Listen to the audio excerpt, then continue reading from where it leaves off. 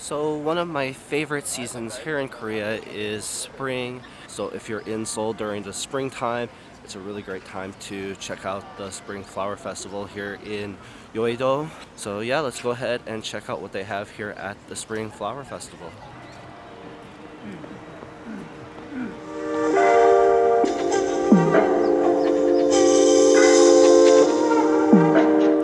So throughout the festival grounds, you'll be able to find plenty of different photo zones here, along with the different events that we were talking about earlier.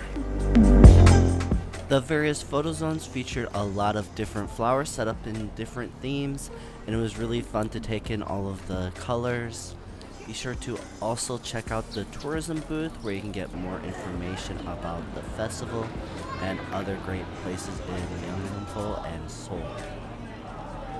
They even have a little cafe set up on one of the tents where you can get some coffee and other snacks while you're here. I've been to this festival a few times over the years, but this is probably the first time that the festival, along with the cherry blossoms, have been around at the same time. It's really hard to predict when the cherry blossoms are going to bloom, and right now is really the peak time with everything's out in full color right now. While the cherry blossoms disappear quickly, there are plenty of other activities to do, so don't feel disappointed if you miss out on the cherry blossoms. And I would still recommend visiting the Spring Flower Festival and enjoying your time here in Seoul. While the events and activities can vary from year to year, this year they had various art displays, and there were also tents that had free crafts and events that you could do as well. Some tents also sold different items for you to take home as well.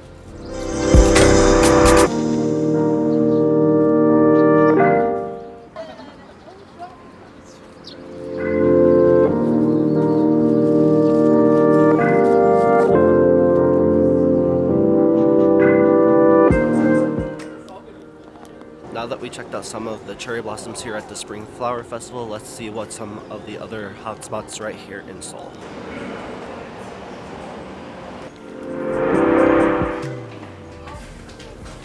So we've arrived at Angguk Station. This is the stop that you'll want to take if you want to go to Cheondeokgun and the nearby area. If you're wanting to go to the Hanak Village, this is one of the better stops here, or you could go to the next one at Gyeongbokgung.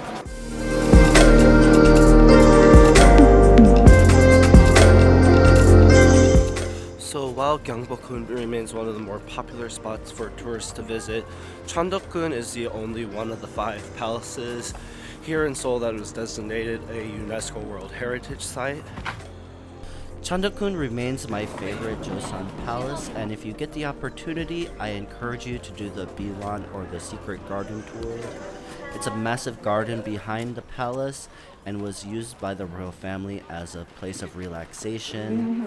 Spring and fall are my 2 favorite times to visit, and during some of these times you could actually visit the secret garden freely instead of having to be guided around, so you can take things at your own pace. An interesting historical note is that Cheondeokgun was still used as a residence for the former royal family even up to the 1960s. And right next to it is also Changnyeonggun, so if you're visiting Cheondeokgun, you might as well visit another one of the 5 palaces here. In Changnyeonggun, you'll find the Chungangji Pond. This spot is popular during the fall when the leaves begin to change, and nearby you can find a 7-story pagoda from the late 1400s. During the Japanese colonial period, a Western-style greenhouse was built, and today it's used to house various plants native to Korea.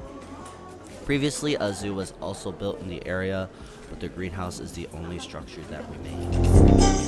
Changnyeonggun was originally built during King Sejong's reign when it was called Suganggun. It became the home for King Sejong's father and was also used as a palace for queens and concubines.